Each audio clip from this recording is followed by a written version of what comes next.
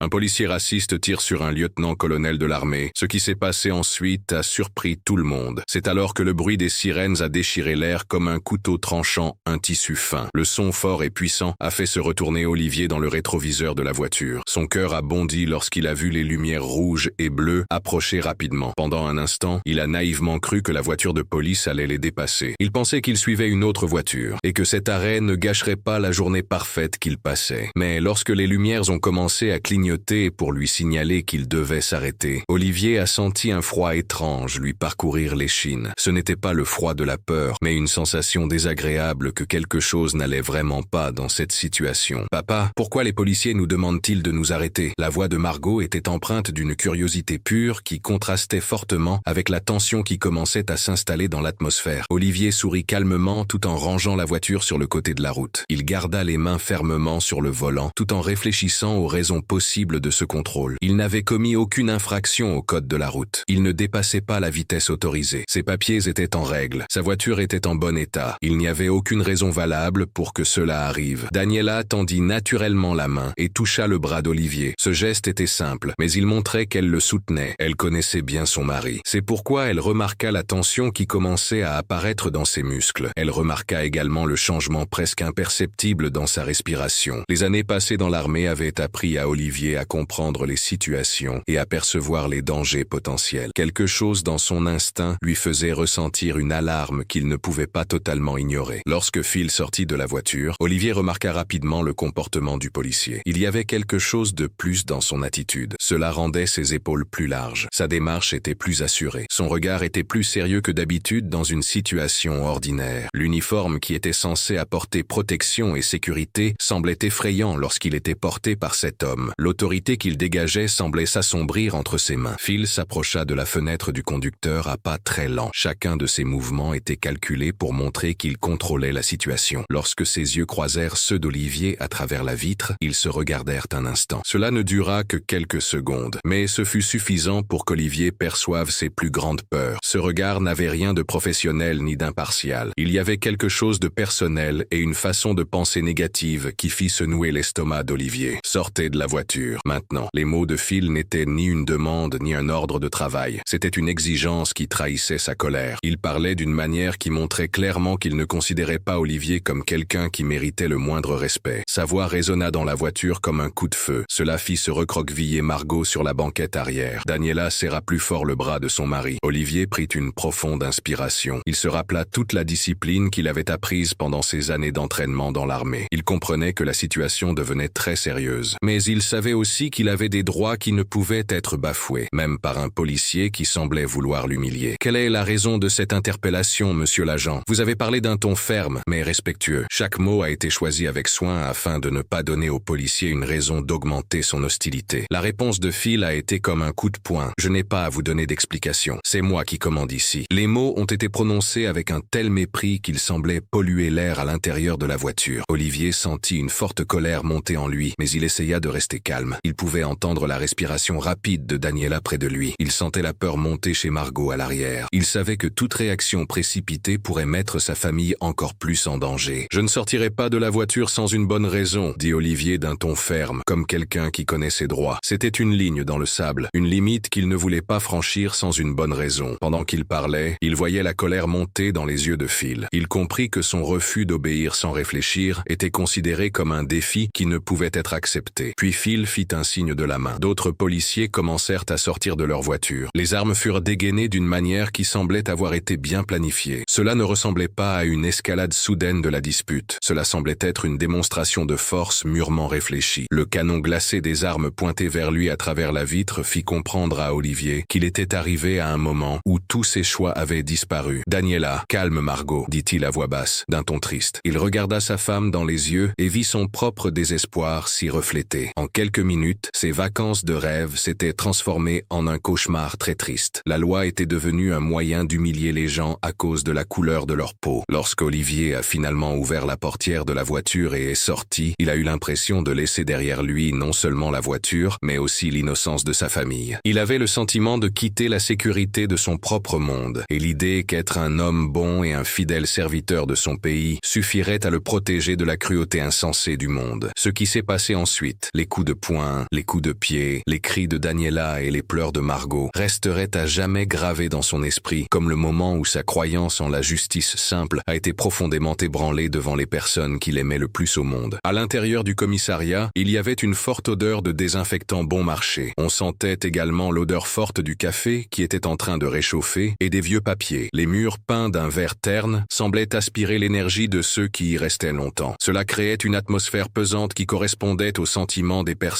qui s'y trouvaient contre leur gré. Olivier a été emmené dans des couloirs étroits. Ses mains étaient menottées dans le dos. À chaque pas qu'il faisait, il se rappelait l'humiliation qu'il venait de subir. Le bruit de ses bottes militaires frappant le sol en linoléum était triste. Ce bruit contrastait fortement avec les rires étouffés et les blagues méchantes des policiers qui l'accompagnaient. On aurait dit que sa douleur les amusait. Dans la salle d'interrogatoire, Olivier s'assit sur une chaise inconfortable. Il se retrouva face à une table métallique rayée. La lumière vive d'une lampe clignotait sans arrêt. Les ombres qui apparaissaient semblaient se moquer de lui et de sa situation. Les policiers qui l'attendaient étaient des hommes plus âgés. Leurs visages étaient durcis par de nombreuses années de méfiance et de préjugés. Leurs yeux reflétaient une sorte de pouvoir corrompu et de mépris pour les autres races. Olivier avait déjà vu ce regard au cours de sa carrière dans l'armée, mais il ne l'avait jamais ressenti de manière aussi claire et agressive. Il le regardait comme s'il n'était qu'un criminel de plus, un simple numéro sur leur liste quotidienne. Ils ne se rendaient pas compte qu'ils avaient affaire à un homme qui avait passé toute sa vie à servir son pays. « Bon, écoutons ce que vous avez à dire », dit l'un des policiers d'un ton qui montrait qu'il avait déjà décidé que tout ce qu'Olivier dirait serait un mensonge bien pensé. L'homme regardait lentement les papiers sur son bureau. La présence d'Olivier semblait le déranger. Il voulait régler cette affaire rapidement pour pouvoir retourner à ce qu'il considérait comme plus important. Il se déplaçait avec arrogance. Cela montrait qu'il avait du pouvoir. Non seulement il contrôlait le rythme de la conversation, mais il décidait également de ce qui allait arriver à Olivier à ce moment-là. Olivier commença à raconter les événements de la matinée comme s'il était un professionnel formé pour donner des informations détaillées. Il choisissait chaque mot avec soin pour expliquer les faits sans montrer de sentiments superflus. Il a parlé de l'action injustifiée, du refus de Phil de donner ses raisons, de l'escalade inutile de la violence et de la honte qu'il avait ressentie devant sa femme et sa fille. Pendant qu'il parlait, Olivier a remarqué sur les visages des délégués un mélange de doute et d'amusement qu'il ne pouvait cacher. On aurait dit que l'histoire qu'il racontait était une blague qu'ils avaient déjà entendue plusieurs fois auparavant. « C'est curieux », a dit un autre délégué en s'adossant à sa chaise et en souriant ironiquement. « Encore une histoire sur la violence policière qui n'est pas vraie. Vous êtes tous les mêmes. Vous rejetez toujours la faute sur le système quand on vous surprend en train de faire quelque chose de mal. » Ces mots ont été prononcés d'une manière si méprisante qu'Olivier a senti sa mâchoire se crisper involontairement. C'était très étrange de voir à quel point ces hommes ignoraient ce qui venait d'être dit. Ils transformaient la victime en coupable simplement parce qu'elle niait la vérité. Les rires qui suivirent furent comme des coups de poignard dans l'honneur d'Olivier. Ce n'était pas de vrai rire, mais plutôt une sorte de rire malveillant. Ce rire est utilisé par les personnes mesquines pour rabaisser les autres, en particulier ceux qui semblent différents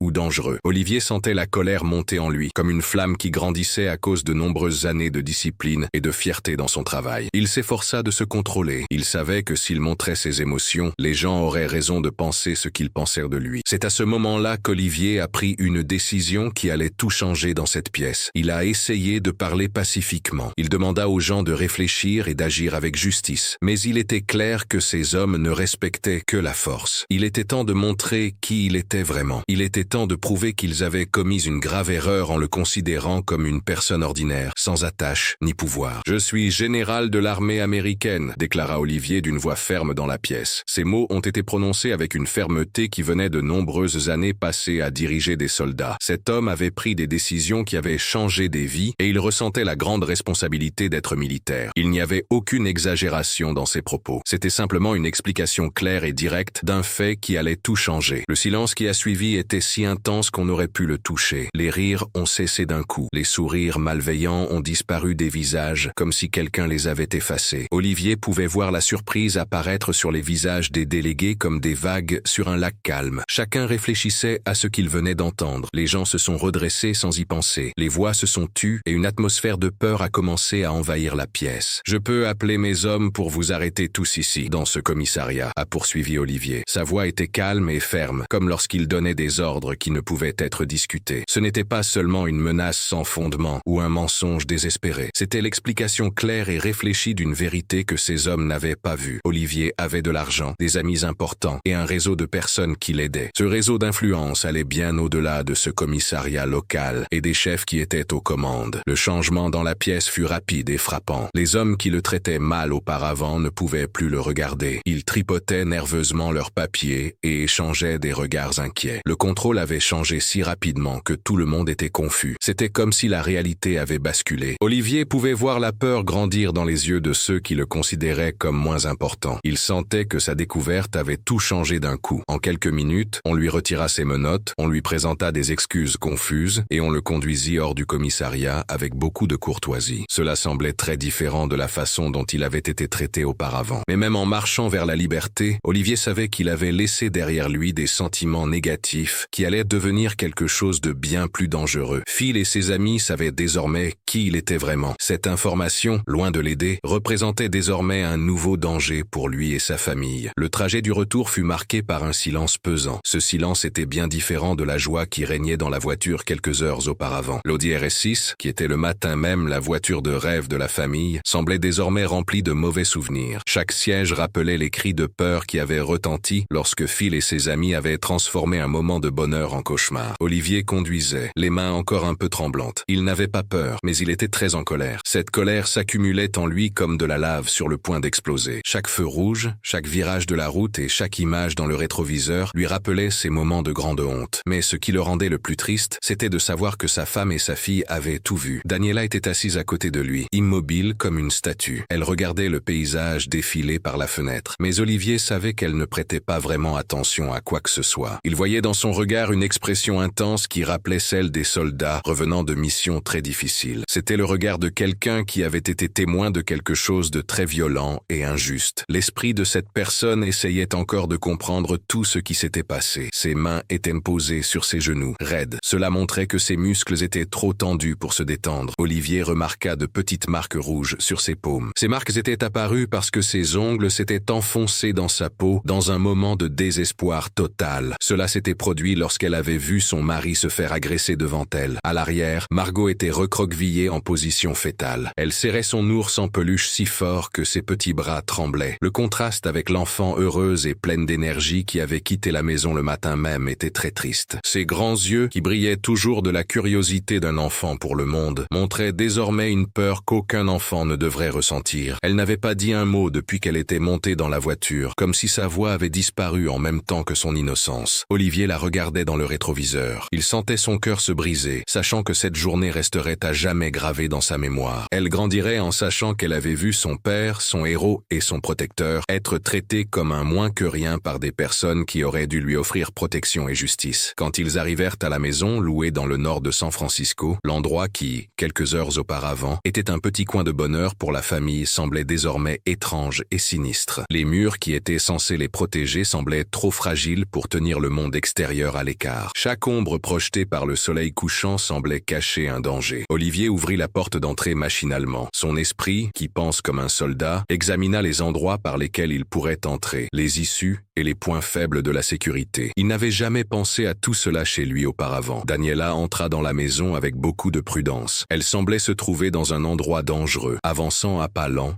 et craintif. Elle se dirigea directement vers le canapé et s'assit à côté de Margot. Puis elle serra sa fille dans ses bras, comme pour les protéger toutes les deux des souvenirs de ce qu'elles avaient vu. Olivier pouvait sentir ses mains trembler, tandis qu'il passait la main dans les cheveux de Margot. Quand elle finit par parler, sa voix était faible et brisée. Le son de sa voix rompit le silence de la maison, comme du verre se brisant. « Partons d'ici, Olivier, je t'en supplie. » Ces mots étaient empreints d'un tel désespoir qu'Olivier en eut l'estomac noué. Elle avait les larmes aux yeux. Ce n'était pas seulement des larmes de peur. C'étaient les larmes d'une femme qui avait vu la cruauté du monde. Elle savait que sa famille n'était pas en sécurité. Rentrons à Chicago. Rentrons à la maison. Là-bas, nous retrouverons les gens que nous connaissons. Là-bas, nous savons que nous sommes en sécurité. Cet endroit n'est pas sûr pour nous. Olivier s'agenouilla devant sa femme et sa fille. Ses mains grandes et dures reposaient sur les mains fines de Daniela. Il pouvait sentir les tremblements qui parcouraient son corps. Il voyait la peur véritable dans ses yeux, mais quelque chose en lui refusait d'accepter la défaite. défaite. Des années d'entraînement militaire lui avaient appris que reculer au premier signe de difficulté revenait à déclarer la victoire à l'ennemi. Il ne voulait pas laisser Phil et ses hommes gâcher cette journée et toutes les vacances qu'il avait soigneusement organisées pour sa famille. « Nous ne pouvons pas les laisser gagner, mon amour, » dit-il d'une voix pleine de détermination, essayant de masquer ses propres doutes. « Ce sont nos vacances. C'est notre moment en famille. J'ai travaillé dur pour obtenir ces congés. J'ai tout planifié avec soin pour que nous passions les 30 meilleurs jours de notre vie. Si nous partons maintenant, nous montrerons que des hommes comme Phil peuvent nous empêcher d'être là où nous voulons être. Ils peuvent détruire notre bonheur quand bon leur semble. » Mais tandis qu'il parlait, Olivier voyait que ses paroles ne touchaient pas sa famille comme il le voulait. Daniela secoua lentement la tête. Ses yeux se remplirent de larmes qu'elle retenait depuis leur sortie du commissariat. « Tu ne comprends pas, dit-elle, la voix tremblante d'émotion. Je t'ai vu te faire battre. J'ai vu notre fille te regarder te faire frapper. Il ne s'agit pas de gagner ou de perdre, Olivier. Il s'agit de prendre soin de notre famille et d'éviter davantage de souffrance. » Margot finit par lever la tête de la poitrine de sa mère et regarda Olivier. Ses grands yeux reflétaient désormais une sagesse qui semblait très mûre et triste. « Papa, dit-elle d'une voix basse et nerveuse, ces méchants hommes vont revenir? Vont-ils te faire encore mal ?» La question frappa Olivier comme un coup violent. Il savait qu'il ne pouvait pas donner à sa fille la certitude dont elle avait tant besoin. À ce moment-là, assis sur le sol du salon d'une maison qui aurait dû être remplie de bons souvenirs, Olivier dut faire face à une dure réalité. Il comprit que le fait d'avoir révélé son grade militaire avait considérablement changé la donne. Phil savait désormais qui il était. Il savait qu'il avait provoqué un général de l'armée américaine. Cela ne le ferait pas renoncer. En fait, cela ne ferait qu'accroître son ressentiment et son désir de vengeance. Alors qu'il serrait dans ses bras sa famille très triste, Olivier commença à réaliser que le pouvoir qu'il avait utilisé pour sortir du commissariat pouvait être la plus grande menace pour la sécurité des personnes qu'il aimait le plus. Une semaine s'était écoulée depuis cette mauvaise journée. La vie de la famille n'était plus qu'un lointain souvenir de ce qu'elle était auparavant. La maison que Daniela et Margot avaient louée à San Francisco, qui aurait dû être un lieu de bonheur, était devenue un endroit triste. Elles passaient la plupart de leur temps enfermées. Chaque fois qu'elles entendaient des voitures passer dans la rue, elles regardaient avec peur par les fenêtres. Olivier essayait de paraître normal. Il insistait pour qu'elles sortent faire de petites promenades ou manger dehors. Mais chaque sortie était pleine de tension. Chaque regard d'un inconnu était perçu comme une menace. Ce qui aurait dû être un moment de détente en famille était devenu une période pleine d'inquiétude et de peur. Cet après-midi-là, Olivier a décidé d'aller au supermarché pour acheter à manger. C'était une chose banale qui ne nécessitait pas beaucoup de préparation. Mais maintenant, il devait surveiller les rues, réfléchir à des itinéraires différents et donner des instructions détaillées à Daniela au cas où quelque chose tournerait mal. L'Audi RS6 était devenu plus qu'une simple voiture. C'était sa protection sur roue. C'était le seul endroit où il se sentait un peu en sécurité lorsqu'il devait quitter la maison. La voiture rutilante gardait encore les traces de cette journée difficile, mais elle témoignait aussi de son honneur et de sa réussite professionnelle. Elle était le symbole concret d'années d'efforts dans l'armée que personne ne pouvait lui enlever. Le parking du supermarché était moyennement fréquenté. De nombreuses familles faisaient leurs courses habituelles. Des enfants couraient entre les voitures. Des retraités marchaient lentement avec leur liste de courses. C'était une scène courante dans un quartier tranquille. Cela contrastait fortement avec l'état d'inquiétude dans lequel Olivier se trouvait depuis ce qui s'était passé. Il finit ses courses rapidement. Il était impatient de rentrer chez lui, où il se sentait en sécurité. Il décida donc de reculer pour sortir de sa place de parking. C'était un mouvement qu'il avait fait de nombreuses fois dans sa vie. C'était un geste automatique auquel il n'avait pas besoin de réfléchir. Mais à ce moment-là, tout en regardant dans son rétroviseur et en conduisant prudemment, il était concentré sur sa tâche, tout en restant attentif à ce qui se passait autour de lui. Le bruit du métal frappant le métal a retenti dans le parking comme un coup de feu. De nombreuses personnes se sont arrêtées et ont regardé d'où venait le bruit. Olivier s'est inquiété lorsqu'il a vu qu'il avait heurté une voiture garée derrière lui. Et ce n'était pas une voiture ordinaire. C'était une voiture de police qui était arrivée sans faire de bruit pendant qu'il faisait ses courses. Le choc n'était pas violent, mais il avait suffi à cabosser l'arrière de la voiture. Il avait également causé des dégâts facilement visibles. Pendant un instant, Olivier resta figé sur son siège conducteur. Il pensa à l'ironie du sort qui avait placé les personnes qu'il craignait le plus juste devant lui alors qu'il essayait de partir. Lorsque Phil est sorti de la voiture avec ses amis, Olivier a tout de suite compris qu'il ne s'agissait pas d'une simple coïncidence. La façon dont ils sont sortis de la voiture était particulière. Leurs mouvements étaient très bien coordonnés. La satisfaction qu'ils essayaient de cacher sur leur visage montrait qu'ils observaient et attendaient une occasion comme celle-ci. Phil semblait dégager une énergie puissante qui rendait l'atmosphère tendue et dangereuse autour de lui. Ses yeux brillaient de colère et de joie. Cela montrait qu'il ne voyait pas l'accident comme quelque chose de mauvais, mais plutôt comme une chance que le destin lui offrait. C'était l'occasion qu'il attendait pour se venger. « Maintenant, tu es foutu, général », dit Phil, prononçant le mot « général » avec un ton sarcastique qui faisait passer le titre d'Olivier pour une moquerie. Dans sa voix, il y avait une joie étrange, comme s'il avait attendu ce moment depuis qu'il avait dû relâcher la personne au poste de police une semaine plus tôt. Les autres policiers se placèrent de manière stratégique autour de l'Audi. Ils formèrent un demi-cercle qui empêchait toute sortie. Il était donc clair qu'ils contrôlaient la situation,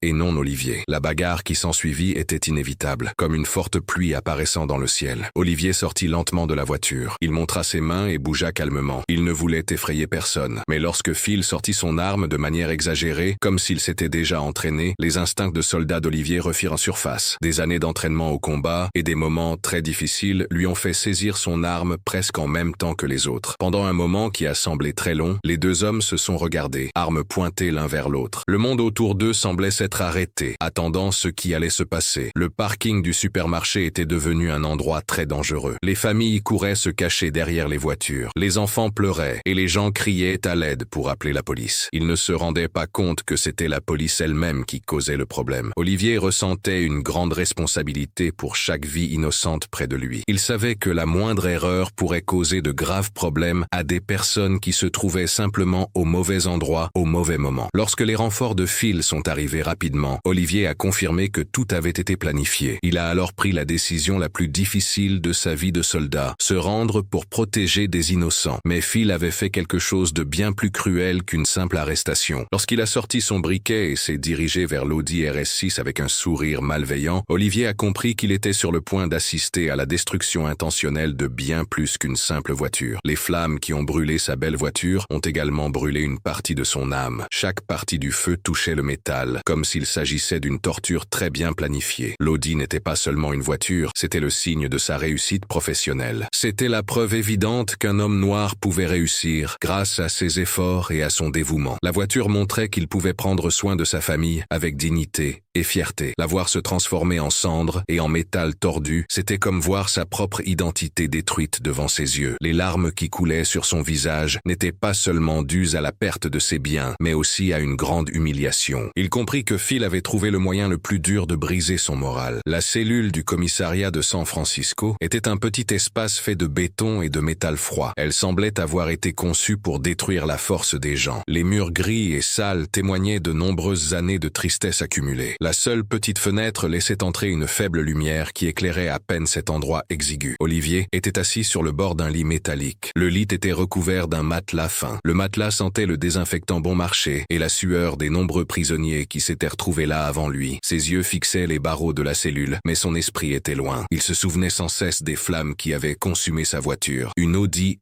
RS6. Chaque détail de ce mauvais souvenir revenait sans cesse dans son esprit. C'était comme un film qui passait en boucle. Le bruit omniprésent dans la prison formait un son confus de désespoir. Les cris des autres prisonniers, les conversations bruyantes des gardiens, le bruit des clés qui cliquetaient aux ceintures, les portes qui claquaient avec des bruits forts, qui résonnaient dans les couloirs comme des coups de feu. Aussi bruyant que fut ce chaos, il ne pouvait couvrir le son qui restait dans la tête d'Olivier. C'était le rire cruel de Phil, lorsque le feu avait commencé à brûler la peinture de sa voiture. Ce rire n'était pas seulement une démonstration de plaisir à infliger de la douleur, c'était comme une musique qui marquait son humiliation totale. C'était un son qui montrait que Phil avait trouvé le moyen idéal de détruire non seulement un bien matériel, mais aussi la dignité qu'Olivier avait construite au cours de nombreuses années de dur labeur dans l'armée. Au cours des premiers jours de sa détention, Olivier croyait encore que sa situation allait rapidement s'arranger grâce à des moyens appropriés. Il avait fait appel à ses meilleurs avocats, des hommes et des femmes qui avaient travaillé sur des affaires militaires difficiles. Il connaissait bien les aspects du système juridique applicable aux membres des forces armées. Leurs conversations téléphoniques étaient empreintes de confiance et d'engagement à agir rapidement. Il lui assurait qu'une personne de son rang et de sa réputation ne resterait pas longtemps en détention pour un accident de voiture sans intention malveillante. Il avait également parlé à des amis importants dans l'armée. Ses amis étaient des officiers occupant des postes importants. Ils pouvaient l'aider et étaient prêts à le faire. Au fil des jours qui passaient lentement et des promesses de liberté se transformaient en excuses de plus en plus compliquées concernant des problèmes juridiques inattendus et des procédures longues, Olivier a commencé à réaliser qu'il avait affaire à quelque chose de beaucoup plus grave qu'un simple système judiciaire lent. Il y avait des gens qui agissaient contre lui dans l'ombre. Il s'agissait d'influences que même ses amis ne pouvaient pas vaincre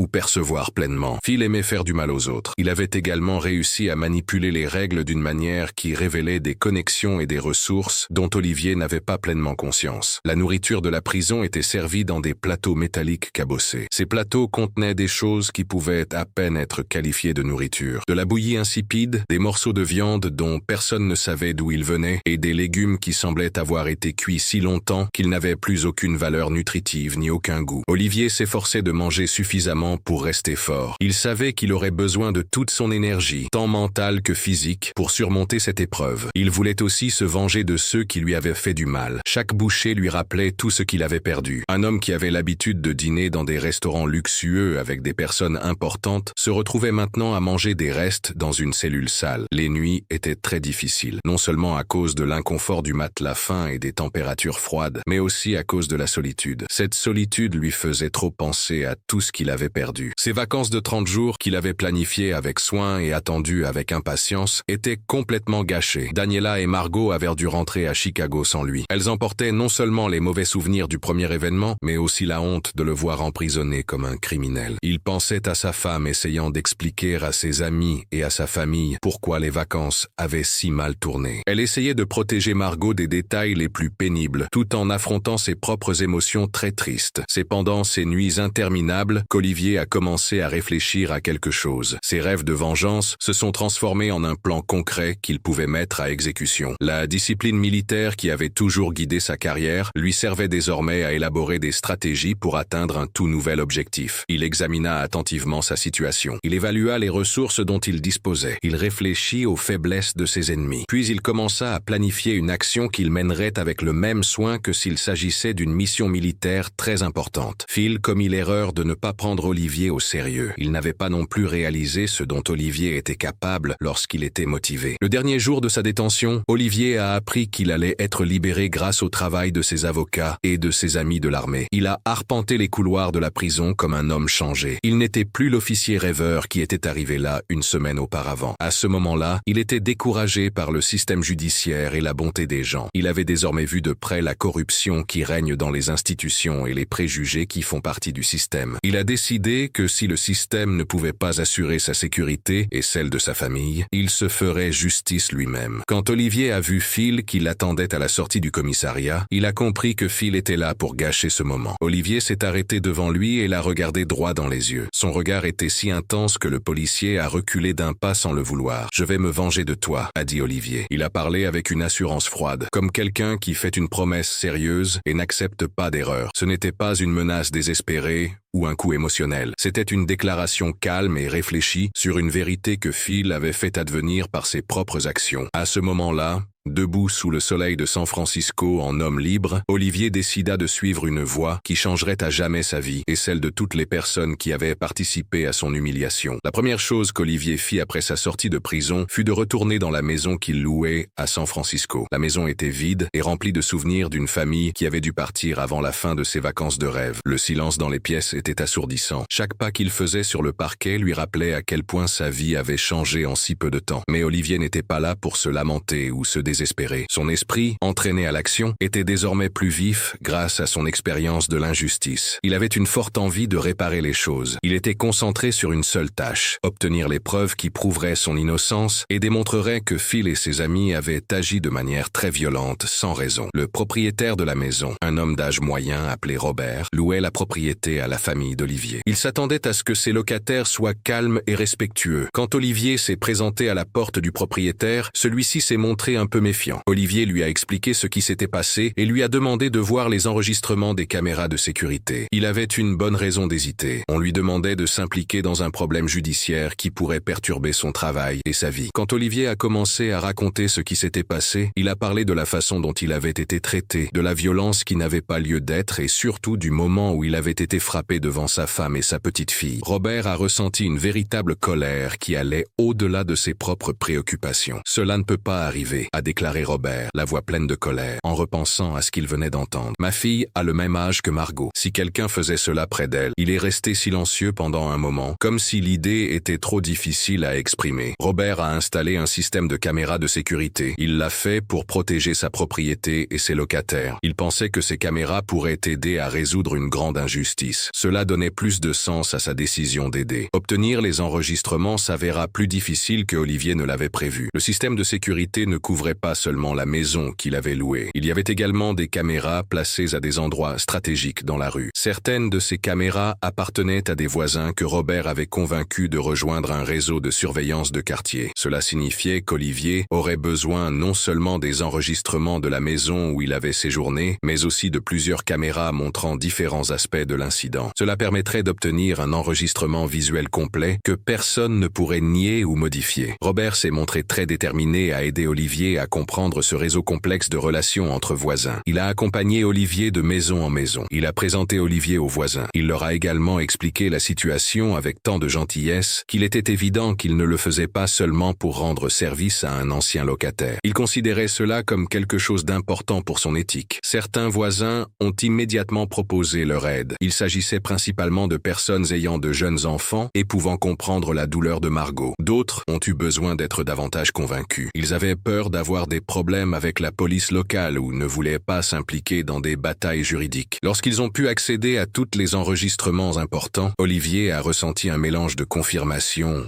et de colère. Les photos étaient claires et sans équivoque, montrant tous les détails de la rencontre. Elles montraient tout, depuis le moment où Phil lui avait demandé de sortir de la voiture jusqu'à la fin lorsqu'il avait été emmené dans le voiture de police. Plus important encore, les enregistrements montraient clairement qu'il s'était comporté de manière respectueuse et calme tout au long de l'incident. Il avait essayé de protéger sa famille en restant calme. On voyait également que la violence des policiers avait augmenté de manière injustifiée. Il était évident qu'aucun tribunal équitable ne pourrait l'ignorer. C'était une preuve qui montrait clairement la vérité. Cela rendait son témoignage plus fort que le leur. Avec les preuves dont il disposait, Olivier s'est rendu au commissariat en se sentant en sécurité. Il croyait que la justice l'emporterait et que Phil devrait assumer les conséquences de ses actes. Il a montré les enregistrements au commissaire chargé de l'affaire. Il a soigneusement expliqué chaque partie qui montrait que l'approche était injustifiée et que la violence qui avait suivi était excessive. Les commissaires ont examiné les preuves avec des expressions qui montraient qu'ils comprenaient la gravité du problème. Olivier a commencé à penser qu'il était enfin sur la bonne voie pour obtenir la justice dont sa famille avait besoin. Une réunion a été organisée pour examiner les preuves et décider si des sanctions ou des poursuites judiciaires devaient être engagées contre Phil et ses amis. Olivier a quitté le commissariat ce jour-là, avec plus d'espoir qu'il n'en avait eu depuis des semaines. Il croyait que la justice allait enfin commencer à jouer en sa faveur. Il a appelé Daniela, qui était à Chicago. Il voulait lui annoncer une bonne nouvelle. Il a entendu un soupir de soulagement dans sa voix. Elle sentait que peut-être, enfin, ils pourraient laisser cette période difficile derrière eux. Ainsi, ils pourraient aller de l'avant et continuer leur vie. Mais Phil avait appris différentes choses depuis la libération d'Olivier. Lorsqu'ils avaient découvert qu'Olivier était un général de l'armée, il avait eu très peur. Cependant, au fil des jours, comme rien de grave ne se passait, il avait commencé à comprendre que même les personnes très importantes avaient des faiblesses qui pouvaient être exploitées. Phil avait passé des années à travailler dans le système judiciaire de sa ville. Il s'est fait des amis, a aidé des gens et s'est créé des dettes qu'il pourrait faire valoir en cas de besoin. Il connaissait bien les faiblesses des gens. Ces faiblesses pouvaient même pousser des juges respectés à accepter la corruption, si la pression était suffisante. Le juge chargé de l'affaire Olivier s'appelait Harrison. Il travaillait au tribunal depuis 20 ans. Au fil du temps, il s'était forgé une réputation d'honnêteté et d'impartialité. Il était respecté tant par les accusés que par les avocats. Harrison avait également de nombreuses dettes. Ces dettes étaient dues aux frais de santé élevés de sa femme. Elle souffrait d'une longue maladie qui lui avait coûté tout son argent. Harrison se trouvait donc dans une situation difficile. Il a fini par se laisser entraîner dans des choses qu'il n'aurait normalement pas acceptées. Phil a mené ses recherches avec soin. Il a découvert non seulement les difficultés financières de Harrison, mais aussi d'autres faiblesses personnelles qui pouvaient être exploitées. Phil a agi de manière discrète et réfléchie. Il n'a pas donné d'argent directement, mais a organisé une opportunité d'investissement. Cette opportunité allait rapporter des bénéfices certains qui, par coïncidence, s'élevaient à $14 000.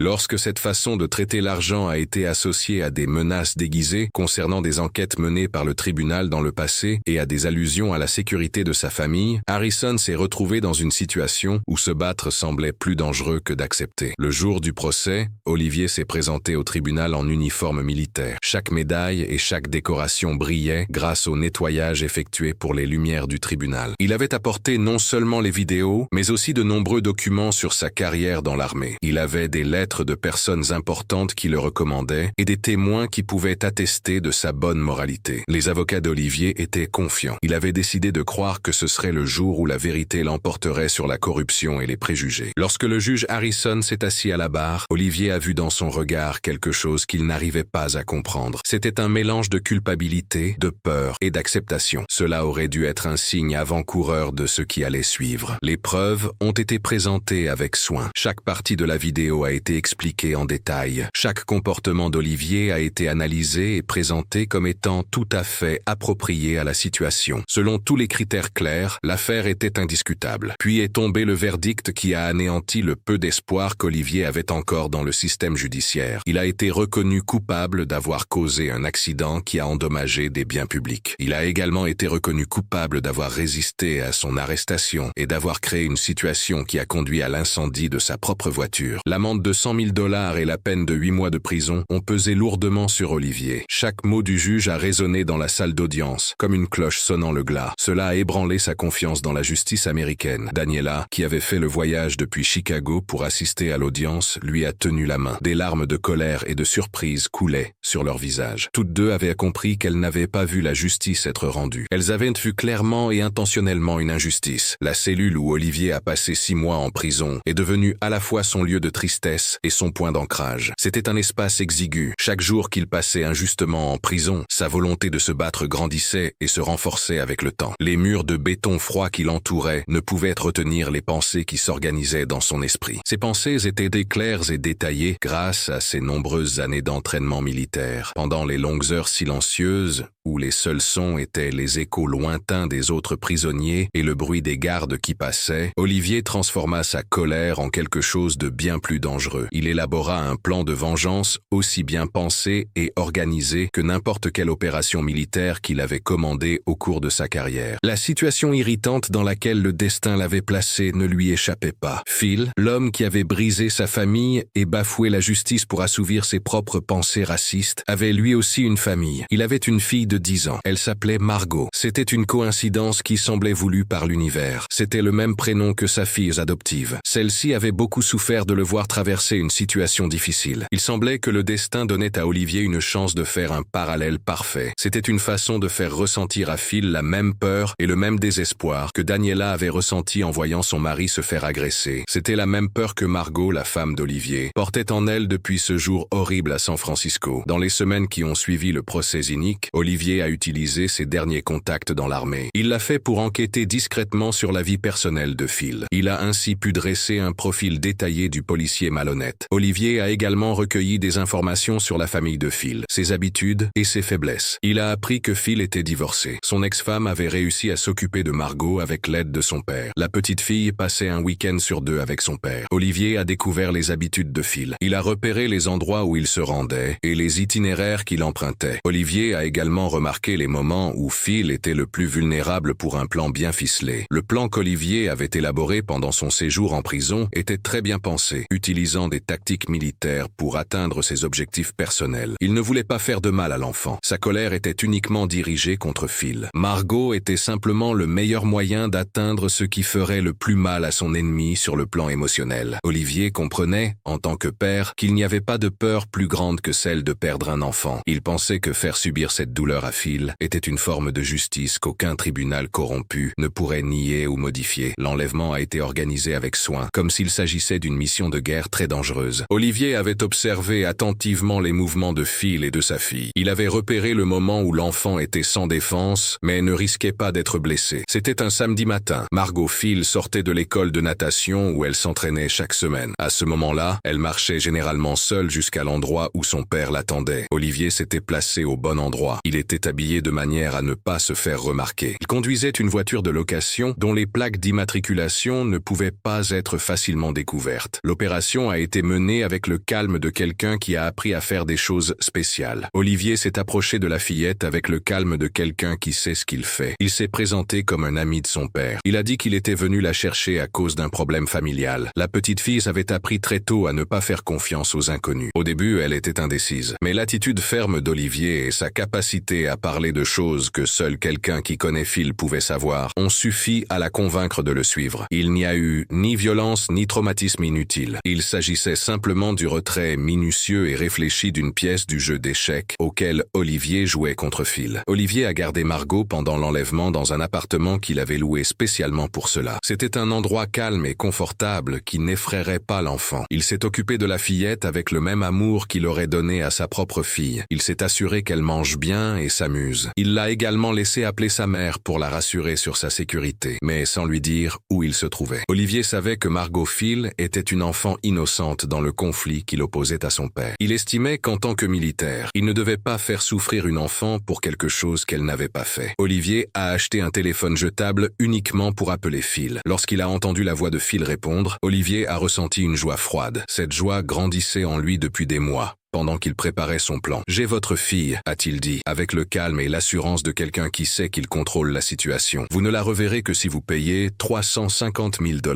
Le montant n'avait pas été choisi à la légère. C'était le coût estimé pour remplacer son Audi RS6 accidenté. Il comprenait également les problèmes financiers et émotionnels causés par son arrestation injustifiée. De plus, il y avait un supplément pour symboliser la souffrance que Phil avait infligée à sa famille. De l'autre côté du fil, Olivier entendait la peur dans la voix de Phil. C'était le même désespoir qu'il avait entendu dans la voix de Daniela. Elle lui avait demandé de sortir de la voiture en ce triste jour à San Francisco. C'était une mélodie agréable pour Olivier. Il savait que son plan fonctionnait comme il l'avait imaginé. Phil a tenté de négocier. Il a essayé de menacer Olivier et d'utiliser son pouvoir de policier pour lui faire peur. Mais toutes ces tactiques ne servirent à rien. Olivier avait passé des mois à planifier chaque détail de cette opération. Phil courut désespérément pour obtenir l'argent dont il avait besoin. Olivier suivit tout cela grâce à ses contacts dans différentes banques. Il vit Phil contracter plusieurs emprunts. Phil hypothéqua sa maison, vendit ses biens et emprunta même de l'argent à des amis policiers. Tout cela était une tentative précipitée pour obtenir l'argent dont il avait besoin avant que quelque chose de grave n'arrive à sa fille. Chaque action précipitée de Phil montrait qu'Olivier avait le contrôle sur lui. Phil était responsable de la destruction de sa famille. Cela montrait clairement que les rôles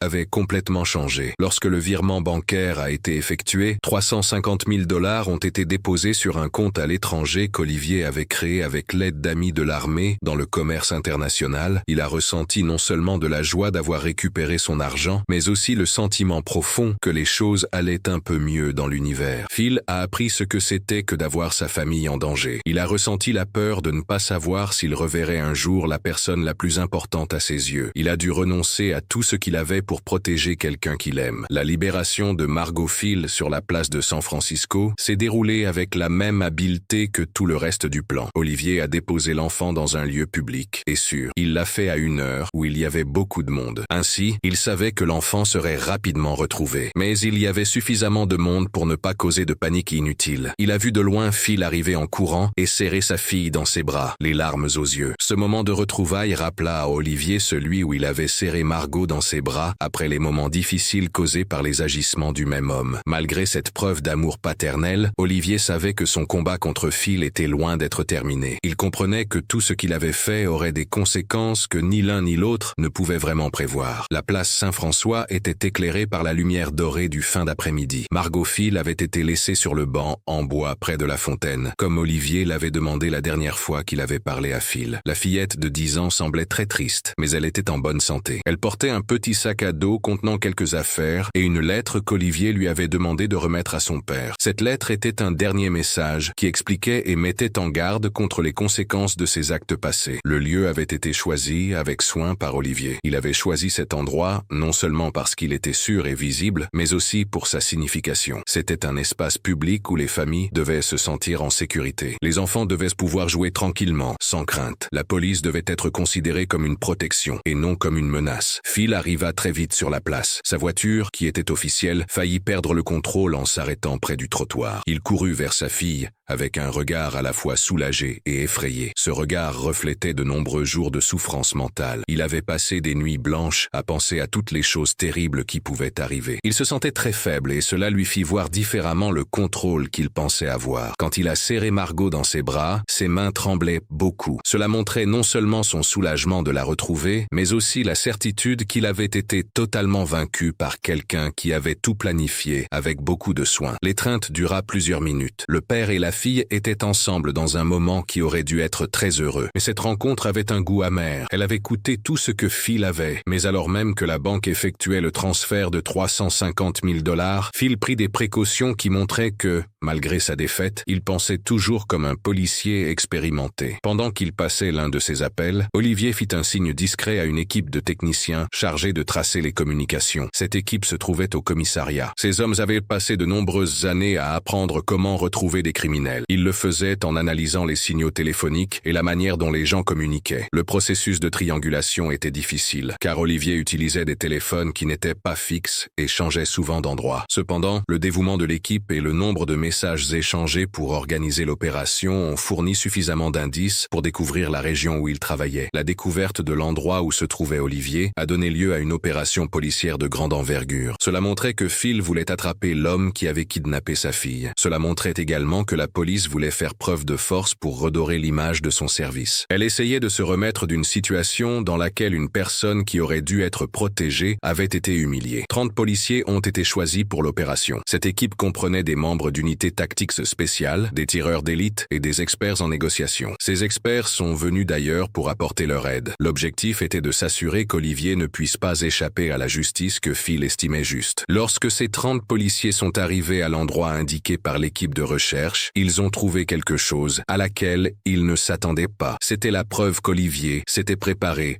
non seulement à l'enlèvement, mais aussi à se protéger s'il était retrouvé. 20 soldats d'élite de l'armée américaine étaient postés à des endroits stratégiques autour du bâtiment. Ces hommes avaient été contactés par Olivier via des réseaux militaires. Ces réseaux sont différents de ceux utilisés par la police et ont leurs propres règles et hiérarchies. Ces personnes n'étaient pas des réservistes ou des gardes nationaux. Il s'agissait de militaires professionnels en service actif. Ils avaient été appelés pour aider à une opération de sécurité nationale. Cette opération consistait à protéger un officier occupant un poste très important. La tension qui est apparue lorsque les deux groupes se sont affrontés était très forte. Cela a créé une situation nouvelle, où les agents fédéraux, qui font partie du gouvernement, et la police municipale se sont retrouvés en confrontation directe. Les policiers, même s'ils étaient plus nombreux, ont rapidement compris qu'ils avaient affaire à des adversaires mieux entraînés, mieux équipés, et dont l'autorité pouvait être supérieure à la leur. Les soldats suivaient des ordres pour protéger un général américain. Il disait qu'il était poursuivi par des membres corrompus de la police locale. Cette histoire rappelait à beaucoup d'entre eux des récits d'abus de pouvoir dans les communautés. La confrontation qui s'est ensuivie ressemblait davantage à une série de petites bagarres qu'à un combat organisé. Les deux camps essayaient de faire leur travail sans causer de problèmes majeurs qui pourraient avoir des conséquences politiques. Des coups de feu ont été tirés, mais principalement pour tenter de faire taire et d'intimider les gens, et non pour attaquer directement et blesser. De nombreux hommes des deux camps ont été blessés. Certains ont été touchés par des balles, d'autres ont été blessés par des éclats de béton et de verre lorsque les balles ont frappé des bâtiments. Beaucoup ont également été blessés légèrement en se déplaçant dans une zone urbaine difficile. Au cours de la confusion de cet étrange affrontement, Olivier a montré pourquoi il était le chef militaire. Il a organisé le départ de ses troupes avec une telle précision que ce qui aurait pu être un gros problème s'est transformé en une fuite réussie. Il avait pensé à la possibilité d'être découvert. Il avait donc prévu plusieurs issues. Il avait laissé des voitures prêtes à partir à des endroits stratégiques. Il a également créé des points de rendez-vous afin que ces hommes puissent se disperser et ne soient pas capturés ou reconnus. La fuite d'Olivier s'est déroulée avec le courage de quelqu'un qui a changé sa façon de penser, passant de victime à chasseur. Il a utilisé des stratégies d'évasion apprises lors de missions militaires à travers travers le monde. L'appel qu'Olivier a passé à Daniela alors qu'il fuyait la police était empreint d'une urgence qu'elle n'avait pas entendue dans sa voix depuis les moments les plus risqués de son service militaire. « Fais tes valises », a-t-il dit, d'une voix ferme au téléphone, comme s'il donnait un ordre et non une simple demande. « Nous devons quitter les États-Unis, maintenant. » Il n'y avait pas le temps de lui expliquer en détail comment son plan de vengeance avait pris une ampleur bien plus grande qu'il ne l'avait imaginé. Il n'y avait pas non plus de place pour discuter des conséquences juridiques et politiques de ce qui s'était passé à San Francisco. Ce qui importait, c'était qu'il avait franchi une frontière qui lui interdisait de rester aux États-Unis, du moins jusqu'à ce que la situation se calme ou soit résolue d'une manière qu'il ne pouvait pas contrôler. Sa fuite vers le Mexique s'est organisée grâce à un réseau de contacts qu'Olivier s'était constitué lors de missions militaires dans d'autres pays. Ces personnes lui étaient redevables ou lui étaient fidèles au-delà des frontières nationales. Le bateau qui les a transportés entre San Diego et Tijuana était piloté par d'anciens soldats. Il savait combien il était important de garder le secret. Il comprenait également la nécessité de protéger leurs collègues lorsque le système ne rendait pas justice. Pendant la traversée nocturne, Olivier a vu les lumières de la côte américaine disparaître dans l'obscurité. Il a pensé à la rapidité avec laquelle sa vie avait changé. Avant,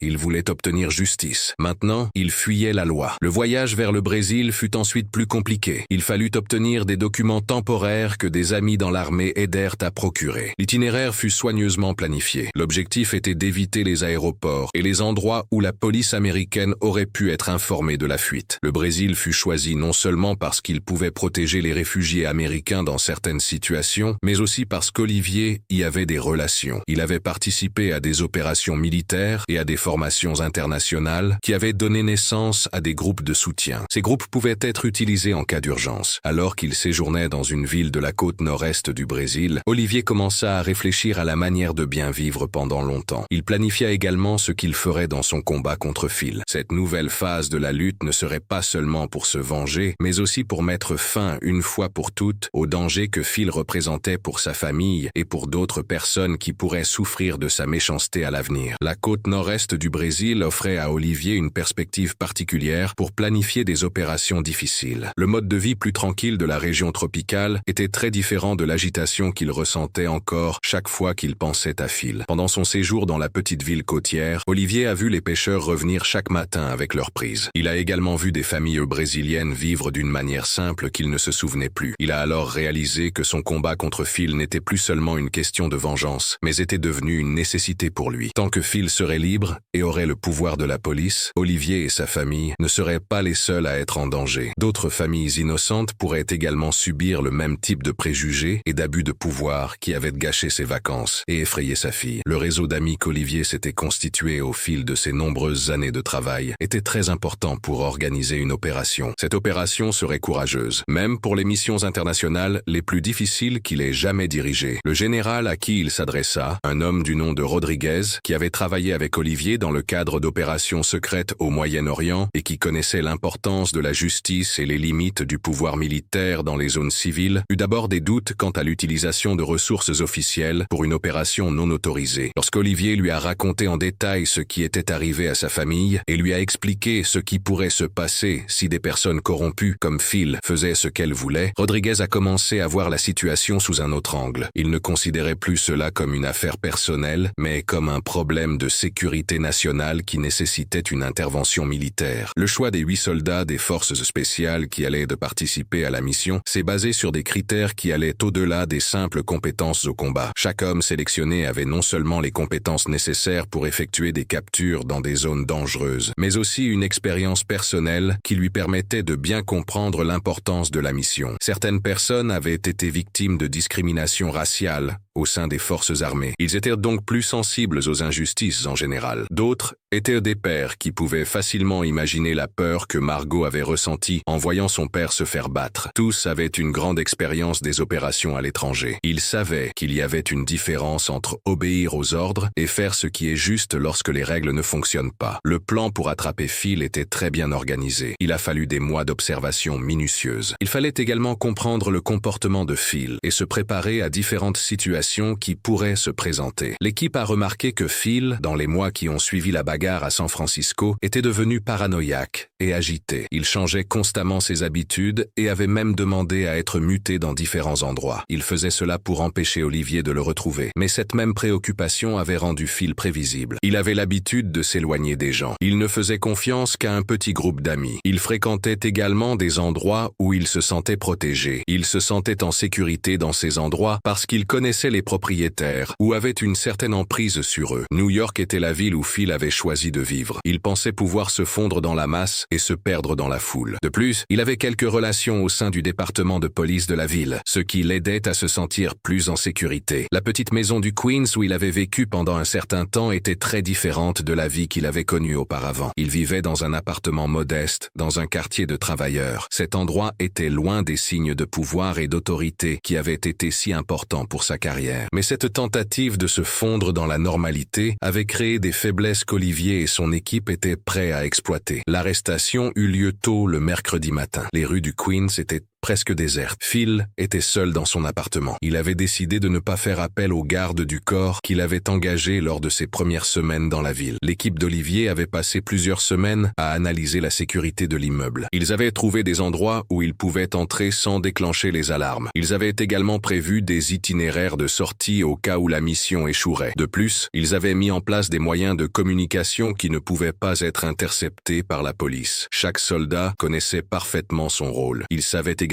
où se placer et comment réagir dans les situations susceptibles de se présenter pendant la mission. Pendant que Phil dormait profondément, épuisé par des mois de peur et de stress, des spécialistes en effractions non destructives ont ouvert la porte de son appartement sans faire de bruit. La fatigue avait épuisé son énergie physique et mentale. Phil s'est réveillé en sursaut, mais il a réussi à se contrôler. Il était entouré de personnes masquées. Elles se déplaçaient silencieusement, comme des professionnels bien entraînés. Leurs armes étaient pointées sur lui, mais leur voix était calme et lui demandèrent de rester immobile. Il n'y eut aucune violence gratuite. Il n'y eut aucune brutalité injustifiée. Seule la force nécessaire fut utilisée pour s'assurer que la personne obéisse. Cela a été fait sans causer de dommages, qui auraient pu nuire à l'objectif principal de l'opération. La conversation entre Olivier et Phil, juste après la capture, était très tendue. Cela montrait qu'il s'était préparé et avait attendu ce moment pendant des mois. Phil, qui était encore confus d'avoir été réveillé en sursaut, a rapidement commencé à se comporter comme d'habitude. Il a essayé d'utiliser son statut de policier pour effrayer les ravisseurs. Il les a menacés de poursuites judiciaires et leur a dit que ses amis dans la police veilleraient à ce qu'il soit retrouvé et puni. Lorsqu'Olivier a retiré son masque et a montré qui il était, le visage de Phil est passé de la fierté à la peur. C'était comme s'il voyait un fantôme de son passé revenu pour lui demander quelque chose qu'il pensait ne jamais avoir à donner. « Tu pensais pouvoir détruire ma famille et ensuite disparaître ?» a demandé Olivier. Sa voix était autoritaire. Cette autorité venait non seulement de son grade militaire, mais aussi de mois de planification minutieuse et d'une grande détermination. Tu pensais qu'en déménageant à New York, en prenant une nouvelle identité et en essayant de te cacher de manière aussi maladroite, je ne te retrouverais pas? Olivier a prononcé chaque mot calmement. Ce calme était plus effrayant qu'un cri de rage. Il montrait qu'il avait le contrôle total et qu'il était en position de force. Le transport de Phil vers l'île des Caraïbes, qui avait été choisi comme sa nouvelle prison, avait été organisé par un réseau d'amis qu'Olivier s'était fait lors de missions militaires dans des endroits où les lois n'étaient pas claires. Dans ces régions, certaines activités pouvaient se dérouler sans la surveillance des autorités. L'île était une petite propriété privée. Elle avait été achetée des années auparavant par des soldats revenus de la guerre. Ils voulaient cet endroit pour s'entraîner en secret et mener des activités qui nécessitaient une intimité totale. Avec des moyens simples pour retenir les gens, mais sans luxe, c'était l'endroit idéal pour garder Phil loin de tout le monde. Ainsi, il n'avait aucun moyen de communiquer ou de s'échapper. Pendant le voyage en bateau jusqu'à l'île, Phil a été emprisonné de manière sûre, mais pas cruelle. Il a reçu de la bonne nourriture et des soins médicaux de base. Cependant, il n'a eu aucun contact avec le monde extérieur. Olivier a décidé que l'emprisonnement de Phil serait définitif. Ce ne serait pas une peine qui prendrait fin un jour. Ce serait un éloignement permanent pour s'assurer qu'il ne puisse plus jamais abuser de son pouvoir ou faire du mal à des familles innocentes. C'était une façon de rendre justice qui allait au-delà des règles des systèmes juridiques normaux. C'était une solution dure à un problème que les tribunaux malhonnêtes n'avaient pas pu ou voulu résoudre correctement. Sur l'île, Phil aurait tout le temps du monde pour réfléchir aux conséquences de ses actes. Il n'aurait plus jamais l'occasion de causer le même genre de souffrance qu'il avait infligé à la famille d'Olivier. Le retour à Chicago marqua le début d'une nouvelle vie pour la famille d'Olivier. Cette période était très différente des mois difficiles de vengeance et de fuite qu'ils avaient vécus depuis ce triste jour à San Francisco. La ville des vents les accueillit comme une étreinte familiale. Les rues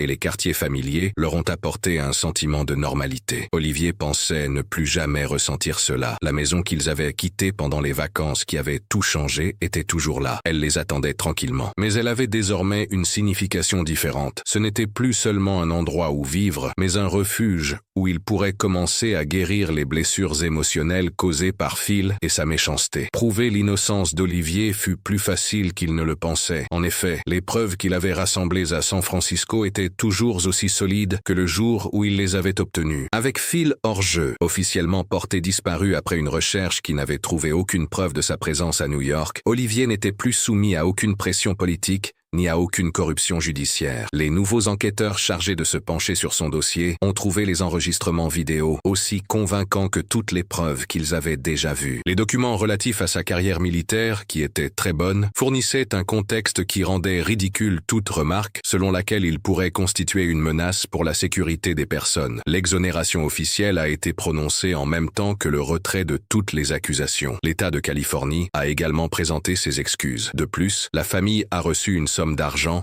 en reconnaissance des préjudices et des souffrances subies. Mais plus important encore que l'argent, cela a permis de redorer son image professionnelle au sein de l'armée. Ses collègues qui ont suivi son affaire de loin ont non seulement exprimé leur soulagement qu'il ait été innocenté, mais aussi leur admiration pour la façon dont il a géré cette situation difficile. Il l'a fait sans renoncer aux valeurs qui caractérisent son caractère militaire. La décision de Daniela d'adopter officiellement Margot était bien plus qu'une simple procédure juridique. C'était la reconnaissance d'un lien émotionnel qui existait déjà avant le problème à San Francisco. Margot est devenue la fille de Daniela dans tout ce qui comptait. Elle partageaient leurs secrets, rêvaient ensemble de l'avenir et avaient noué une amitié solide. C'est généralement cette amitié qui rend les relations mère-fille si étroites. La procédure d'adoption légale s'est déroulée lors d'une petite fête. Cette fête soulignait non seulement la création de nouveaux liens familiaux, mais montrait également comment tous avaient surmonté ensemble les problèmes qui auraient pu briser la famille à jamais. Au cours des 5 dernières années, la maison d'Olivier et Daniela est devenue le foyer dont ils rêvaient pendant leurs heureux jours de vacances à San Francisco. C'était un endroit où les gens discutaient naturellement pendant les dîners en famille. Margot se sentait à l'aise d'inviter des amis pour étudier et passer du temps ensemble. Olivier pouvait enfin se détendre vraiment quand il rentrait du travail. Il n'avait pas besoin de regarder par la fenêtre ou de penser à comment s'échapper si quelque chose arrivait. Les murs étaient couverts de photos de moments heureux. Il y avait des photos des remises de diplômes de Margot, des anniversaires de mariage célébrés simplement et des vacances où il voyageait dans des villes voisines. À ces moments-là, il n'y avait pas de peur, contrairement à ce qui s'était passé pendant les mois de persécution et de fuite. Margot avait beaucoup grandi ces dernières années. Elle avait grandi physiquement, mais aussi dans ses sentiments et son intelligence. Elle était devenue une jeune fille qui ressemblait à ses parents, qu'il avait élevée avec beaucoup d'amour et d'attention. Sa personnalité reflétait la force tranquille d'Olivier et la gentillesse de Daniela. Elle était ainsi devenue une adolescente confiante et compréhensive. Elle avait des ambitions, mais elle tenait toujours compte des sentiments des autres. Ses professeurs parlaient beaucoup de sa grande maturité. Ils pensaient que cela venait des épreuves difficiles qu'elle avait traversées dans son enfance. Elle avait néanmoins réussi à intégrer cela dans sa personnalité en pleine formation. Les projets d'avenir de Margot remplissaient Olivier et Daniela de fierté et d'espoir. Ils la regardaient avec admiration, explorer différentes matières scolaires et activités extrascolaires. Margot s'y consacrait avec le même dévouement qu'elle mettait dans tout ce qu'elle faisait. Elle montrait un talent particulier pour les sciences sociales et le droit. Ces domaines semblaient l'intéresser particulièrement. Elle avait été témoin de près de l'injustice qui existe et avait également compris l'importance de lutter pour des valeurs fondamentales. Les conversations lors des dîners en famille portaient souvent sur la justice sociale. Ils discutaient également des droits des personnes. Ils abordaient également les obligations des personnes plus aisées et plus privilégiées d'aider les plus vulnérables de la société. La sécurité de l'emploi qu'Olivier a retrouvée après avoir été défendu défendu lui a permis de se concentrer à nouveau sur les aspects de sa carrière militaire qui le rendaient heureux. Il s'est consacré au développement du leadership, à la formation de jeunes officiers et à des projets qui contribuaient à la sécurité du pays de manière positive plutôt que négative. Ses supérieurs étaient conscients des difficultés qu'il avait traversées. Ils lui ont donc proposé des postes qui lui donnaient plus de liberté pour passer du temps avec sa famille. Ils ont compris que son expérience et ses opinions étaient importantes et devaient être mises à profit tout en respectant ses besoins personnels. Daniela, quant à elle, s'est découvert une nouvelle passion pour le bénévolat auprès de groupes qui aident les familles victimes de violences policières ou d'injustices sociales. Son expérience en tant qu'épouse et mère, qui avait été témoin de la violence des institutions, lui donnait une confiance et une compréhension très précieuses. Cela l'aidait beaucoup lorsqu'elle conseillait d'autres femmes confrontées à des problèmes similaires. Elle donnait régulièrement des cours sur les droits légaux. Elle parlait également de l'aide dont les victimes peuvent bénéficier. En outre, elle expliquait comment protéger les enfants de la souffrance qui peut survenir lorsque des familles sont persécutées par les autorités. Les nuits passées dans la maison familiale pendant ces 5 années étaient calmes. Personne n'était sûr que cela durerait après ce qu'ils avaient vécu à San Francisco. Olivier voyait toujours Daniela et Margot rire ensemble. Elles regardaient des films ou faisaient leurs devoirs. Dans ces moments-là, il ressentait une immense gratitude. Il était reconnaissant pour la tranquillité qu'ils avaient trouvée. Il admirait également la façon dont elles transformaient la douleur en croissance. Elles transformaient l'injustice en affection. Et la peur se transformait en une volonté encore plus forte de prendre soin et de préserver l'amour qui régnait dans leur famille. C'était pendant l'une de ces nuits tranquilles. La famille était dans le salon, discutant des projets universitaires de Margot. Ils rêvaient des nombreuses opportunités qui s'offraient à elle. Soudain, le téléphone sonna avec une urgence qui fit dresser Olivier. Il avait appris à rester vigilant pendant ses années dans l'armée. L'appel leur apporta des informations qu'il ne voulait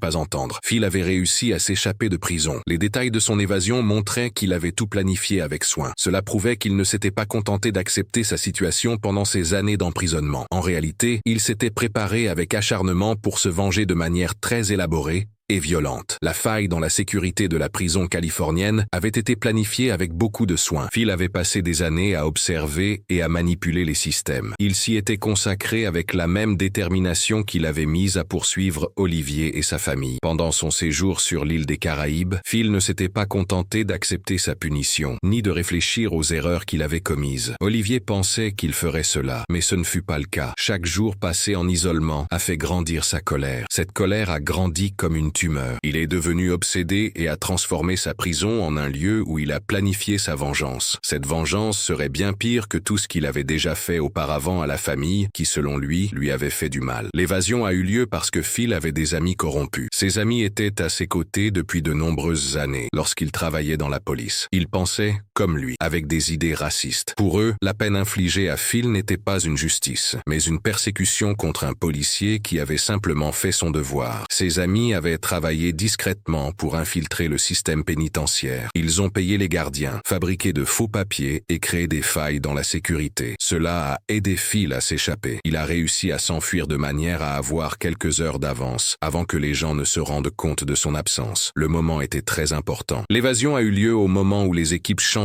et il y a eu un problème temporaire dans les systèmes de surveillance. Cela a créé une bonne occasion de s'échapper. Les 6 hommes que Phil a recrutés pour l'aider dans son plan de vengeance étaient des personnes qui non seulement avaient de bonnes compétences en combat, mais qui avaient également une vision négative de la race et du pouvoir. Chacun d'entre eux a été soigneusement sélectionné. Ce n'était pas seulement parce qu'ils étaient doués dans les domaines de la défense ou de la sécurité. Ils ont également été choisis parce qu'ils voulaient participer à une mission qui dépassait les règles légales et les valeurs communes. C'étaient des personnes découragées qui avaient déjà travaillé comme policiers, mais qui avaient été renvoyées pour leur violence excessive. Il y avait aussi des soldats venus d'autres pays. Ces soldats leur avaient appris que l'argent et la loyauté étaient plus importants que de faire ce qui était juste. Phil avait promis à chacun d'entre eux non seulement un bon salaire, mais aussi le bonheur de participer à une mission. Il pensait que cette mission était un moyen de réparer une grande injustice. Le plan pour envahir la maison d'Olivier à Chicago a été élaboré avec beaucoup d'attention. Cela montre que ces personnes ont passé des années à se préparer, à réfléchir et à s'organiser. Phil a utilisé des outils que ses amis malhonnêtes lui avaient fournis pour observer la famille à distance. Il a analysé leurs déplacements, trouvé des failles dans la sécurité de la maison et choisi le meilleur moment pour attaquer. Il a prévu que tout le monde soit à la maison, mais sans se rendre compte de ce qui allait se passer. Phil a décidé de mener son raid pendant la nuit. Il voulait que sa vengeance soit encore plus effrayante. Il voulait que les gens soient horrifiés d'être tirés de leur sommeil. Il voulait qu'ils se sentent en insécurité dans leur propre maison. La nuit de l'attaque, Phil et ses hommes sont restés silencieux pendant de longues heures. Ils vérifièrent que la famille était bien là et qu'il n'y avait pas de policiers ou de soldats à proximité qui pourraient les empêcher d'agir. La maison qui avait été un lieu calme et reposant pendant 5 ans allait redevenir un lieu de peur. Mais cette fois, Phil voulait s'assurer qu'Olivier ne pourrait pas s'échapper. Il ne laisserait pas Olivier passer du statut de victime à celui de vainqueur comme il l'avait fait auparavant. Le bruit des portes forcées en même temps retentit dans la maison comme une série d'explosions. Ce bruit brisa le silence de la nuit et réveilla la famille de ses beaux rêves pour un cauchemar, bien pire que tout ce qu'elle avait déjà vécu avec Phil. Olivier fut arrêté avant d'avoir pu bien comprendre la situation. Ses compétences de soldat ne lui furent d'aucune aide, car il fut pris par surprise. Il y avait d'autres assaillants qui s'étaient préparés à ce qu'il pourrait faire. Les cordes qui le retenaient étaient très serrées. Elles ne servaient pas seulement à le retenir, mais aussi à lui faire mal. Cette souffrance n'était que le début d'humiliations bien pires qui allèrent suivre. Daniela et Margot furent violemment sortis de leur chambre. Cette attaque était destinée à augmenter leur peur, mais sans les blesser. C'était important pour que les plans de vengeance de Phil ne soient pas compromis. Ses cris se sont répandus dans toute la maison comme des alarmes. Mais Phil avait choisi un moment où les maisons voisines étaient vides, où les gens dormaient trop profondément pour entendre et voir ce qui se passait. Les mercenaires travaillaient très bien ensemble. Chacun accomplissait sa part de la mission avec soin. Cela garantissait que rien ne serait oublié ou négligé lors de la capture. Lorsque Phil a enfin retrouvé Margot en personne, la jeune fille qui était passée d'une enfant triste à une adolescente confiante pendant son absence, il a eu du mal à la reconnaître en raison des sentiments confus qu'il ne s'attendait pas à éprouver. La petite fille qu'il avait enlevée des années auparavant était désormais une jeune femme. Elle avait beaucoup changé, mais ses yeux reflétaient toujours la même intelligence et la même force qui avait surpris Olivier lorsqu'il l'avait vue pour la première fois. « Margot », dit-il d'une voix empreinte d'un sentiment complexe, mêlant nostalgie paternelle et colère d'avoir été séparés pendant tant d'années. Au début, Margot n'a pas reconnu la personne qui se tenait devant elle. Lorsqu'elle a réalisé qui c'était, elle a eu très peur. C'était l'homme qui apparaissait dans ses cauchemars. C'était aussi le sujet des conversations familiales qu'elle avait entendues en grandissant. Mais la peur s'est rapidement transformée en courage. Ce courage a surpris même Phil. Sa détermination témoignait de sa maturité émotionnelle et de la force que lui avaient transmise ses parents, qu'il avait élevé avec beaucoup d'amour. « Laisse ma famille tranquille », dit-elle, la voix tremblante, mais avec une fermeté qui ne correspondait pas à son jeune âge. La réponse de Phil montrait à quel point sa santé mentale s'était détériorée pendant ces années d'emprisonnement. Il a dit « Ce n'est pas ta famille, je fais partie de ta famille ». Ces mots ont été prononcés avec une certitude folle qui montrait à quel point le fait d'être seul et prisonnier de ses idées avait changé sa perception de la réalité. Pour lui, les années que Margot avait passées heureuses avec Olivier et Daniela n'étaient qu'une période de séparation qui devait être réparée. Cette vision ne tenait pas compte des sentiments véritables que la jeune femme éprouvait pour les personnes qu'il avait élevées avec amour et attention. Margot a déclaré que sa véritable famille était désormais composée d'Olivier, de Daniela et de l'autre Margot. Cette affirmation remettait directement en cause l'histoire confuse que Phil avait élaborée au fil des ans. Alors qu'il planifiait minutieusement son évasion, il s'est immédiatement mis en colère. Cette réaction montrait qu'il n'avait pas beaucoup changé pendant son incarcération. Il était toujours le même homme qui réagissait violemment lorsque quelqu'un remettait en question son autorité. Il n'arrivait toujours pas à accepter que les autres puissent faire des choix différents de ceux qu'il voulait ou attendait. La décision d'emmener toute la famille dans une prison secrète en Équateur montrait une ambition et une méchanceté accrues chez Phil. C'était bien pire que les crimes qu'il avait commis auparavant. Phil ne se contentait plus d'humilier Olivier ou de lui causer une douleur passagère. Il voulait avoir un contrôle total sur ses victimes. Phil voulait retirer ces personnes de la société et leur infliger une punition définitive et impossible à échapper. Le choix de l'Équateur a été fait avec beaucoup de soin. Cela s'explique par les liens avec des groupes criminels d'autres pays. Ces groupes opéraient loin des autorités américaines. Ainsi, même si la famille parvenait à signaler leur emplacement, il serait impossible pour tout groupe de secours officiel de les retrouver. Le bateau qui devait emmener les personnes vers la prison secrète en Équateur était un cargo qui avait été modifié pour le transport illégal de personnes. Ces parties d'origine avaient été remplacées afin de créer des cachettes. Ces cachettes servaient à garder les prisonniers pendant les longs voyages en mer, sans être vus par la police ou les bateaux de la marine. Le choix du bateau montrait à quel point Phil avait réfléchi à son plan de vengeance. Ce n'était pas une décision prise à la légère pour emmener ses victimes dans un autre pays. Elle s'inscrivait dans un plan plus élaboré visant à soustraire Olivier et sa famille à la société. Phil voulait les emmener dans un endroit qui serait à la fois une prison et un moyen de leur infliger une longue souffrance psychologique. Le bateau quitta le port de Chicago aux premières heures du jour. À cette heure-là, il y avait peu d'activité dans le port et l'obscurité aidait à dissimuler des actions qui ne devaient pas être vues par des personnes ordinaires ou par les autorités. Phil est resté aux États-Unis. Il a décidé de coordonner l'opération à distance plutôt que de prendre le risque d'un voyage international illégal. Son choix de confier le transport de ses victimes à 5 mercenaires montrait qu'il avait confiance en leurs compétences. C'était aussi un moyen de s'assurer que si quelque chose tournait mal pendant le voyage vers l'équateur, il pourrait dire qu'il n'était pas impliqué. Les 5 hommes engagés pour s'occuper du transport avaient déjà de l'expérience dans des missions similaires ailleurs. Ils avaient appris à être froids et à agir de manière mécanique lorsqu'ils s'occupaient de prisonniers pendant de longs voyages. Ils ne voyaient pas Olivier, Daniela et Margot comme des personnes ayant des droits, mais comme des objets importants. Ces objets devaient être livrés dans certaines conditions. Ils devaient être vivants et en bonne santé, mais totalement contrôlés et sans aucune chance de s'échapper ou d'être aidés. Les conversations avec la famille étaient très directes. Il était clair qu'ils considéraient cette tâche comme un simple échange, sans se soucier de ce que cela signifiait pour les personnes concernées, ni des questions morales que cela soulevait. L'intérieur du bateau a été transformé en une prison flottante. Cette prison gardait les prisonniers en sécurité, mais elle était inconfortable, à dessein. L'objectif était de briser la volonté des prisonniers pendant le long voyage qui les menait à leur destination finale. Les endroits où la famille a été logée étaient trop petits pour qu'ils puissent se tenir debout confortablement. Cependant, ils étaient trop grands pour s'allonger complètement. Ils devaient donc rester dans des positions douloureuses après de nombreuses heures d'emprisonnement. La lumière était très faible et provenait de lampes. Cela rendait les gens confus quant à la distinction entre le jour et la nuit. C'était un moyen de priver les gens de leur sens. Cela avait été fait exprès pour perturber davantage les prisonniers mentalement. Au cours des premiers jours du voyage, Olivier est resté calme. Il a observé attentivement les personnes qu'il avait capturées. Il a également évalué avec soin les points faibles du bateau et des systèmes de sécurité qui les retenaient prisonniers. Les années qu'il avait passées à s'entraîner dans l'armée lui avaient appris qu'essayer de s'échapper sans réfléchir pouvait causer encore plus de problèmes aux prisonniers. Il avait appris que la patience et l'observation pouvaient être plus utiles que l'action courageuse et irréfléchie. Il profita de ce temps pour observer le comportement des mercenaires. Il étudia leur façon de travailler et les précautions qu'ils prenaient. Il mémorisa également tous les détails du bateau qui pourraient l'aider à s'échapper. Daniela et Margot se trouvaient au même endroit. Les mercenaires avaient dit fait cela parce que c'était plus facile, pas parce qu'ils s'en souciaient, mais cela a involontairement donné aux 2 femmes la possibilité de s'entraider dans les moments difficiles du voyage. Margot a fait preuve d'une force impressionnante face à la pression de l'isolement. Sa manière mature de gérer ses sentiments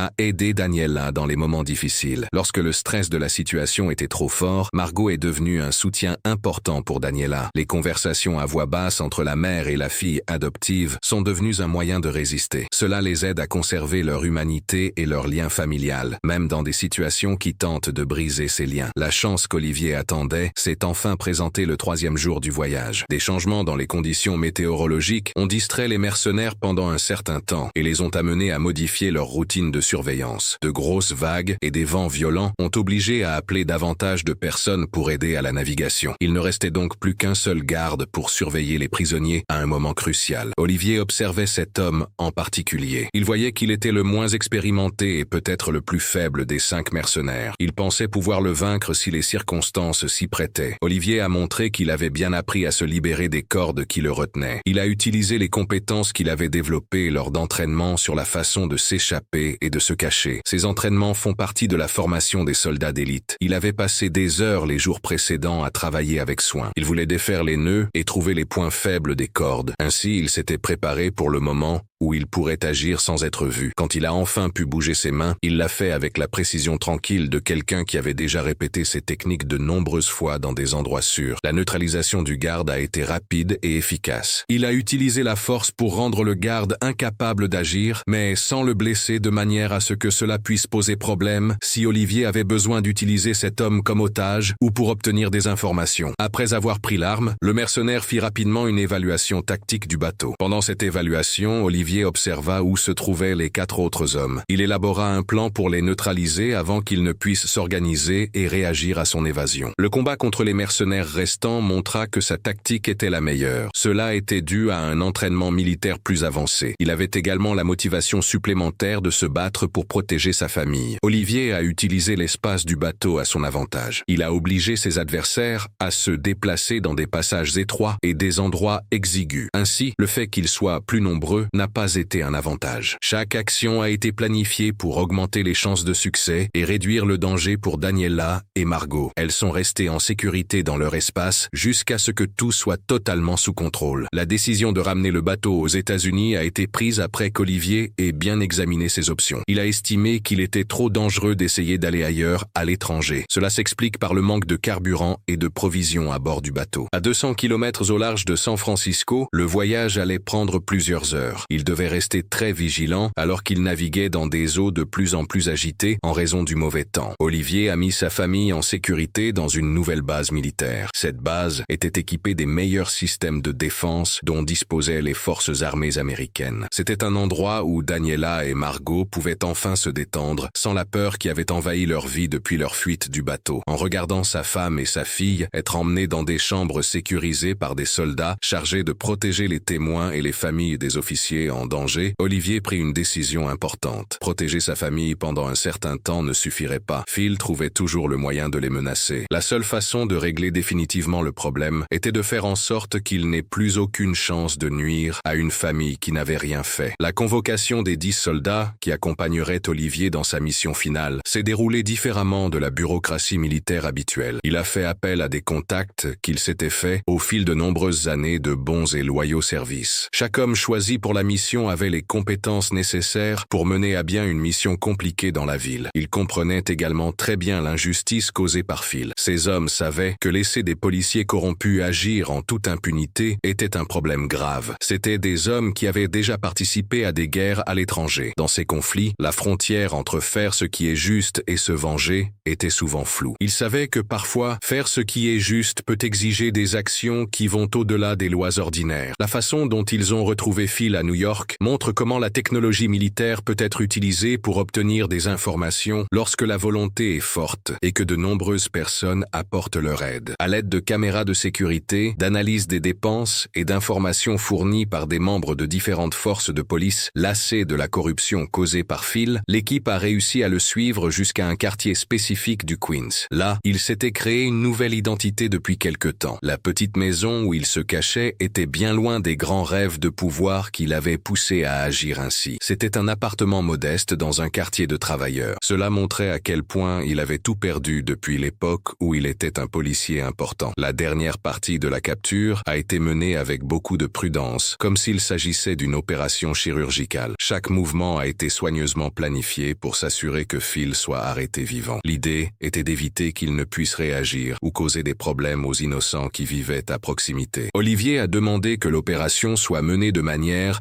à avoir un impact minimal sur la communauté environnante. Il y a pensé parce qu'il avait vécu de mauvaises expériences avec la police. Cette expérience l'avait rendu plus sensible à l'impact que les opérations militaires dans des zones où vivent des gens ordinaires peuvent avoir sur des personnes qui n'ont rien à voir avec les crimes faisant l'objet de l'enquête. Lorsque Phil a été retrouvé dans son refuge temporaire, il a été choqué. Puis il a pris un air triste. On aurait dit qu'il avait toujours su que ce moment allait arriver. La prison militaire spéciale où Phil a été incarcéré après sa capture a été spécialement conçue pour les détenus susceptibles de s'évader. Elle est également destinée à ceux qui ont des relations susceptibles de les aider à tromper les prisons ordinaires. Ce système alliait sécurité totale et surveillance constante. Cela garantissait que chaque mouvement du prisonnier était enregistré. Cela permettait également de détecter et de bloquer rapidement toute tentative de communication interdite. Olivier avait choisi cet endroit non seulement pour sa sécurité, mais aussi parce qu'il était dirigé par des militaires. Les militaires connaissaient l'importance de garder les prisonniers dangereux à l'écart de toute influence extérieure. Cela permettait d'éviter qu'ils tentent de s'échapper ou de se venger. La dernière tentative de Phil pour s'échapper à l'aide d'explosifs qu'il avait obtenus grâce à des amis qui pouvaient encore l'aider, même lorsqu'il était emprisonné, fut à la fois son son acte le plus désespéré et la preuve qu'il n'abandonnerait jamais sa vengeance tant qu'il pourrait faire quelque chose. L'explosion qui s'est produite dans sa cellule n'a pas réussi à lui donner une chance de s'échapper. Elle a également donné lieu à son transfert dans une cellule d'isolement de haute sécurité. Dans cette nouvelle cellule, il serait surveillé 24 heures sur 24 par des gardiens formés pour s'occuper de prisonniers dangereux. C'était un moyen d'emprisonner la personne qui garantissait qu'elle n'aurait plus jamais accès aux ressources ou aux opportunités nécessaires pour menacer quelqu'un en dehors de la prison. Quelques mois plus tard, lorsqu'Olivier rendit enfin visite à Phil dans sa cellule d'isolement, l'homme qu'il vit était très différent du policier arrogant qui avait gâché ses vacances en famille des années auparavant. Le long séjour en prison et la prise de conscience que sa situation était définitive avaient fini par apaiser la colère que Phil avait ressentie pendant toutes ces années de préparation obsessionnelle. Il n'était plus qu'un homme brisé qui devait enfin assumer les conséquences de ses actes. La conversation entre les deux hommes fut très sincère. Cela ne fut possible que parce qu'ils mirent de côté toutes les faux semblants. Ainsi, ils savaient tous deux qu'il n'y aurait plus de lutte de pouvoir ni de tentative de tromper l'autre. Lorsqu'Olivier demanda à Phil pourquoi il avait décidé de suivre une voie qui allait le détruire, la réponse révéla l'ampleur du problème qui se cachait derrière des années d'action qui lui faisaient du mal. Phil a expliqué que la colère qu'il ressentait envers la famille d'Olivier n'était pas seulement due à des préjugés. Il éprouvait également un sentiment fort et négatif à cause de la vie qu'Olivier menait. Olivier avait une famille qu'il aimait, il était respecté au travail et avait un sens à sa vie, ce que Phil n'avait jamais trouvé dans sa propre vie. Il a fait une confession. Cette confession révélait ses actions passées. Elle expliquait également pourquoi il n'avait pas réussi à accepter la défaite. Il n'avait pas réussi à aller de l'avant dans sa vie. Lorsqu'il est sorti de prison ce jour-là, Olivier a vu Daniela et ses deux filles Margot qui l'attendaient sur le parking. Elles avaient des sourires qui montraient non seulement leur soulagement, mais aussi la certitude qu'elles pouvaient laisser derrière elles cette période difficile